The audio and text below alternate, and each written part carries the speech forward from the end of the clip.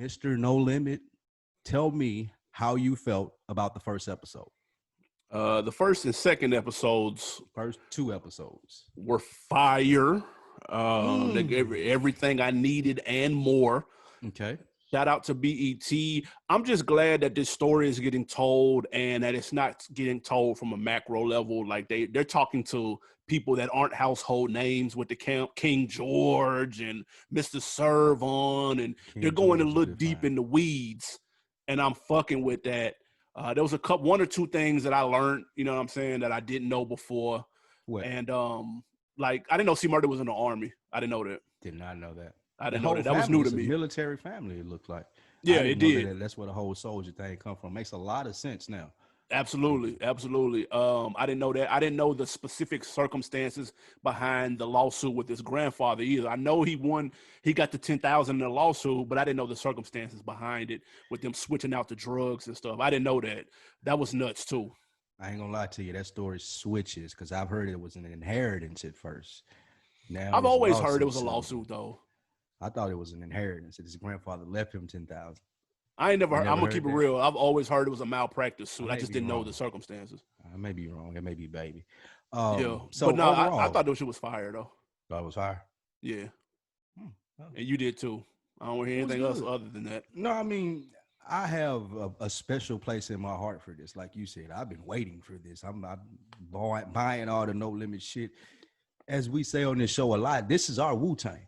Like, this is our, like, you find your favorite character, you listen to everything that they put out. Like, this is our version down south. So all of the story was great to me. If I'm nitpicking, the cutaway scenes, BT did a horrible job on those. But that's you mean the reenactments? Yeah, the reenactments. Like, that's not.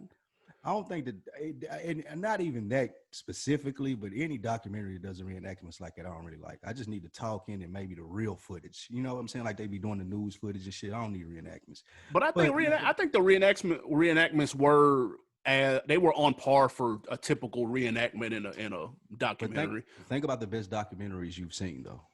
For sure. They interview footage and old footage. I ain't know that's what make it dope. Shit. What's that? Yeah, for sure. Everybody doesn't have that though. Everything wasn't. Listen, P at the free throw line with the guy with the pistol wasn't on camera. All right, you got to reenact that. Right.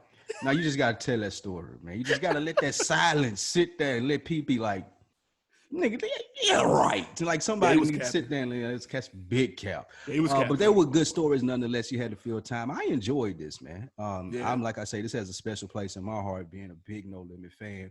The story sitting down with Baby and Baby trying to run the Cash Money artists through No Limit since they had a deal was the first time I heard that.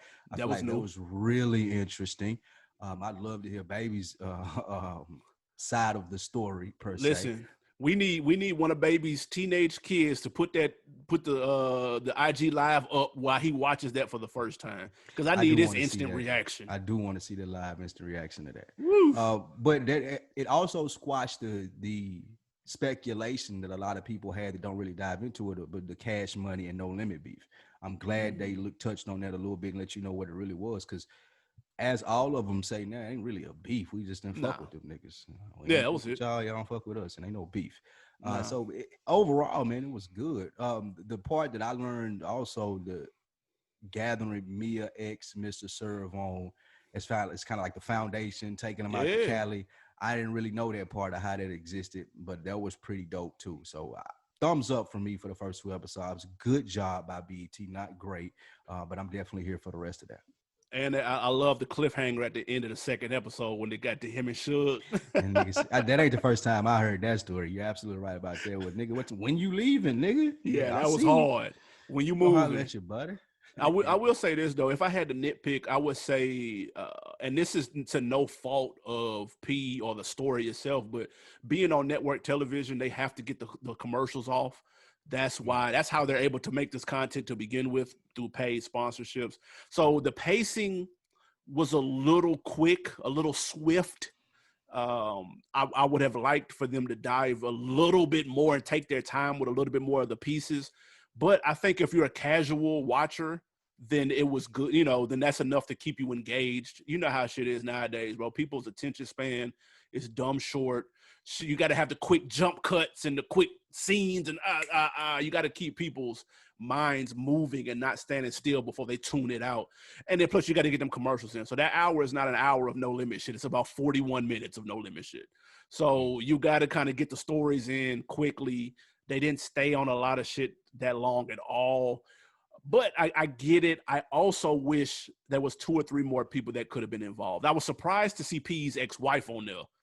Did not, because their divorce was ugly. You know what I'm saying? Like allegations back and forth. Romeo, she was suing Romeo allegedly. And I remember that, man. Yeah, it was ugly. So I was surprised that she was on there, but I hate not seeing or at least hearing C Murder on there tell at least something from his perspective. I hate Beast by the Pound not being on there. At least one of them. Can KLC? We don't want to just be a P ass kissing contest. We want some people on there that, you know, were there during the run, but didn't like how it ended. You know what I'm saying? Like, let's have some more of those in there so we can get a balance of the story. But other than that, again, I'm nitpicking. I thought this shit was fire. I can't wait. I can't wait to see the second part of you. I definitely can't wait to see that. You guys check out the No Limit Chronicles on BET. Those come on Tuesday or Wednesday? Wednesday night, man, part 3 and part 4. And also check out our throwback No Limit episodes. I think we might put that on the timeline, man. We got 3 No Limit centric episodes that we've got in the can. All 3 are fire. We might throw one up on the timeline, man, for old time's sake this week. Yeah, check that out. Drop that shit. What we got next?